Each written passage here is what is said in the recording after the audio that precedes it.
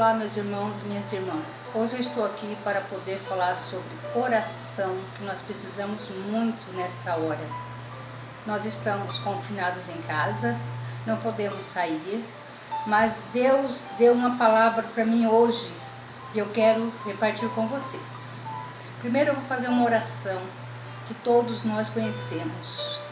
Pai nosso que estás nos céus, santificado seja o teu nome. Venha a nós o teu reino, seja feito a tua vontade, assim na terra como nos céus. O pão nosso de cada dia nos dai hoje, perdoai as nossas dívidas, assim como nós perdoamos aos nossos devedores. Não nos deixes, Senhor, cair em tentação, mas livra-nos de todo mal, porque teu é o reino, é o poder e a glória que permanece para todos sempre. Amém, Jesus. A palavra de Deus hoje, ela vai falar da oração que faz a diferença. Oh, glória a Deus, aleluia, Jesus. E ela está em Atos 12:5. Pedro, pois, era guardado na prisão, mas a igreja fazia contínua oração por ele a Deus. Amém? Oh, glória a Deus, aleluia, Jesus. Vou falar sobre Atos 12:5. A situação de Pedro mostrava-se desoladora, sem esperança. Parecia que Pedro não tinha como escapar. Que a pequena e pouca influente comunidade de Jesus poderia fazer contra o poder armado de Roma? Os crentes não foram para as ruas organizar uma revolução popular. Não fizeram um abaixo-assinado reivindicando seus direitos, nem apelaram para as autoridades para pedir a soltura de Pedro. O que eles fizeram frente a tal situação? Os crentes se reuniram para orar em favor de Pedro. A essa oração fez uma grande diferença. Eles buscavam o soberano Senhor do universo, pois acreditavam no poder da oração. Certo teólogo afirmou corretamente: jamais subestime o poder de uma igreja que ora. Oh, glória! A oração é a maior força que atua na terra. Uma igreja de joelhos tem mais poder do que um exército. Assim sendo, algumas coisas me chamam a atenção em relação a essa reunião de oração dessa igreja que faz toda a diferença. A oração que faz a diferença é aquela que é dirigida a Deus. Pedro então ficou detido na prisão, mas a igreja orava intensamente a Deus por ele. Os crentes dirigiam seu clamor a Deus, o soberano Senhor. Orar e conectar o altar com o trono e unir a fraqueza humana, a onipotência divina. Orar é associar-se ao mais forte, é entrar na sala do trono e falar com aquele que tem as rédeas das histórias em suas mãos. Orar é conspirar contra os poderes das trevas, posicionar-se acima dos poderes terrenos e buscar socorro naquele que tem seu trono nos céus. Foi a esse Deus que aquela igreja clamou pela vida de um membro da sua comunidade cristã. E a oração que faz a diferença é aquela que não enxerga possibilidades. Pedro então ficou detido na prisão, mas a igreja orava intensamente a Deus por ele. A igreja estava reunida para orar. Havia um grupo de irmãos na casa da mãe de João Marcos, clamando a Deus em favor de Pedro.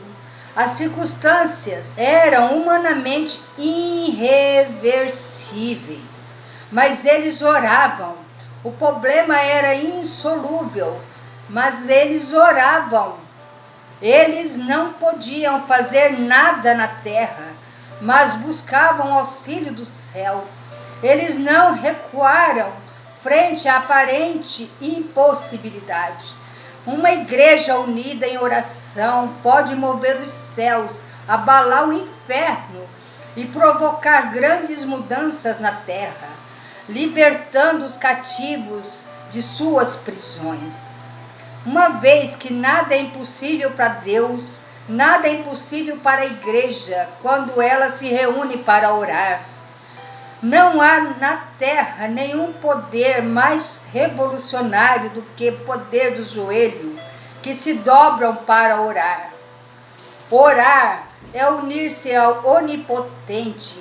Assim sendo, una-se a Deus para orar pelas causas perdidas, para orar pelas intervenções milagrosas. Não há causa perdida quando colocada diante de Deus em oração. Deus pode tudo quando Ele quer.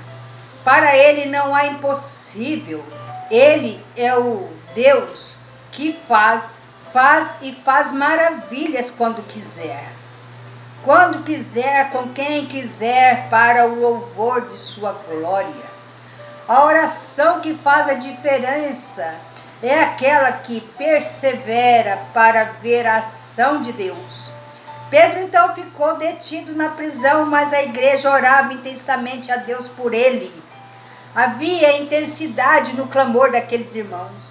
Eles não desistiram, não duvidaram, não se cansaram e nem se fatigaram. Permaneceram bombardeando os céus, agarrados a Deus como Jacó, e com esse senso de urgência e perseverança que devemos orar. Pedro andava preso, mas a igreja orava por ele incessantemente. Tanto a prisão de Pedro quanto as orações da igreja duravam vários dias. Pedro estava na prisão havia 7 dias. Eram os dias da Páscoa. Durante todo esse tempo, a igreja permaneceu em perseverante oração. Entretanto, a igreja orou e Deus agiu. As ações da terra movem as intervenções do céu. Há uma conexão entre o mundo material e o mundo espiritual. Há uma ligação entre os joelhos dobrados e a ação de Deus. A igreja nunca é tão influente na terra como quando ela está de joelhos diante de Deus.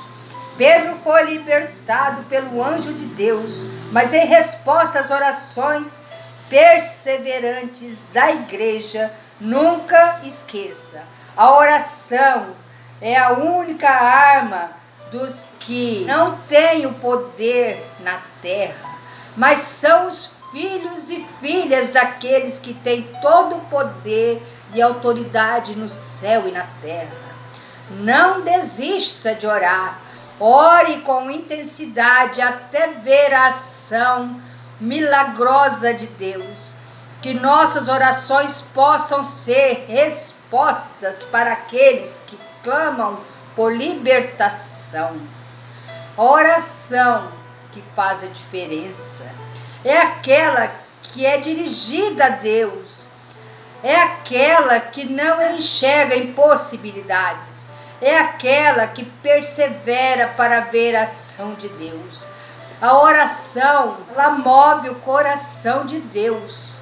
E nesta hora, nós temos que tocar o coração de Deus para que essa epidemia não chegue até nós.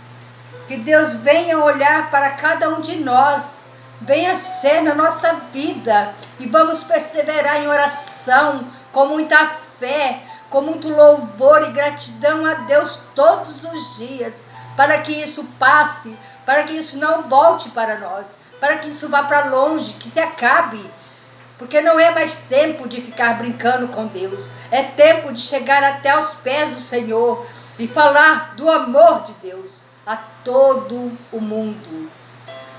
Aqui fica a minha oração desta noite para vocês, meus irmãos. Eu agradeço a rica oportunidade de poder comunicar com vocês através desses aparelhos tecnológicos. E em nome de Jesus eu agradeço. Fiquem com Deus. A paz do Senhor a todos. Amém.